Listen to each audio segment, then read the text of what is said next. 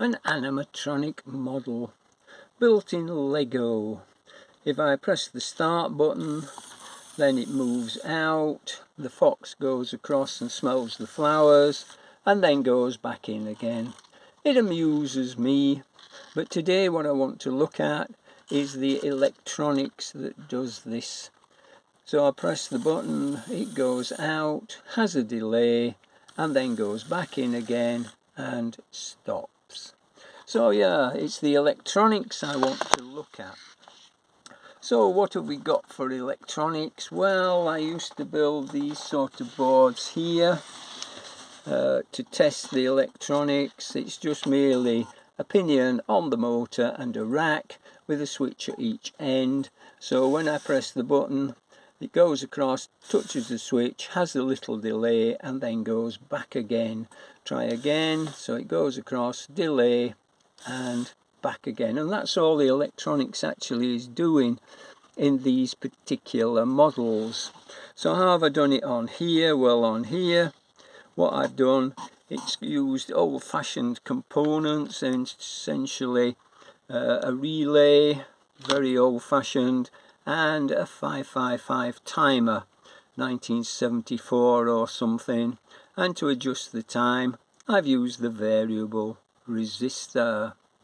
So yeah, let's have a look at the circuit for that. If we look at the circuit, what we've got is there's the 555 timer just used as a latch. There we've used the relay, and over here we've got the power on. So switch the power on, power goes on to the 555, comes round the bottom and into the relay contacts. When it's in, this contact is open, so therefore there's no power going into the motor, and therefore the motor is off. However, when we press the start button, it activates the 555 latch. That latches on, the output goes high, and it switches the relay on. Now these contacts then move across so that this contact has become 0 volts and this contact positive. So this 0 volt contact is feeding back into the top of this variable resistor here, and because this is at 0 volts, this doesn't charge. So the output is positive, the relay's on, and the motor's turning until it hits that out switch. When it's hit the out switch, then this opens. There is now no connection for the motor down to 0 volts, and therefore the motor stops. But now we have the positive going into the motor, through the motor, round and down into this variable resistor, which starts charging this capacitor. When the capacitor's charged, then it flips the latch, the output goes low and the relay goes off. When the relay's gone off, then the contacts move back to this position here. This one's 0 volts. The switch here, the in switch, once the carriage moved away from it, closed, and therefore the motor can come and come back in until the in switch is opened. We can sort of show that on a graph. So if we look at the graph here, when the blue then is the top of the start switch, so we press the start switch, it goes down to 0 volts and then comes back up again. But when it came down to 0 volts, it triggered the 555, so its output went positive.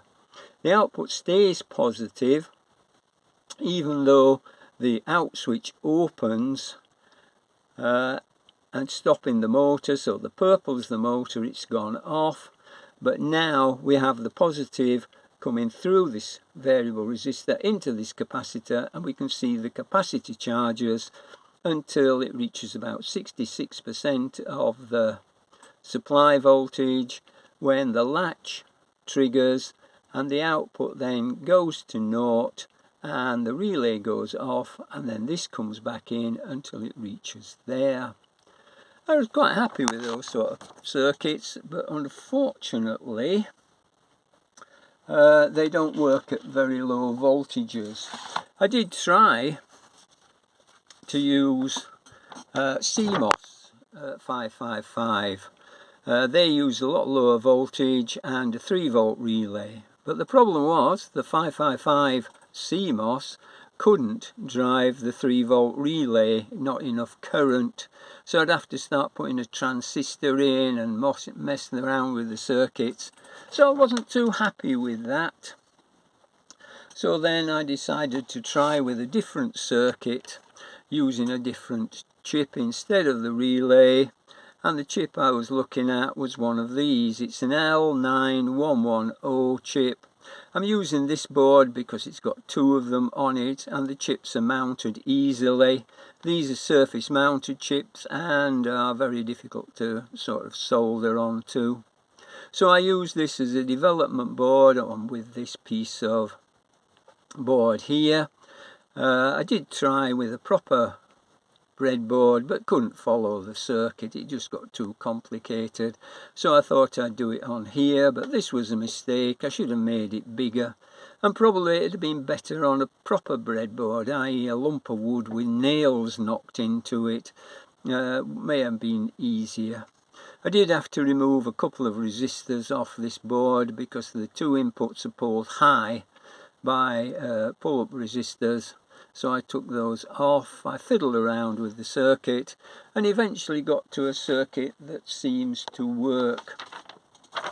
How does it work then? Well, essentially we have over here our L9110 motor driver chip. We have a power in over here. The problem with the motor driver chip is it has 2 inputs and they must be opposite for the motor to come on. If they're both low, it don't come on, and if they're both high, it don't come on.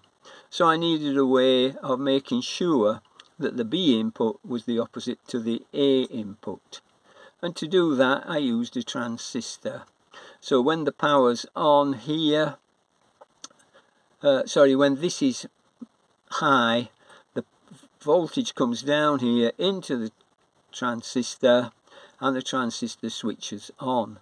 So when A in is high, B in is low, and so therefore the motor will work.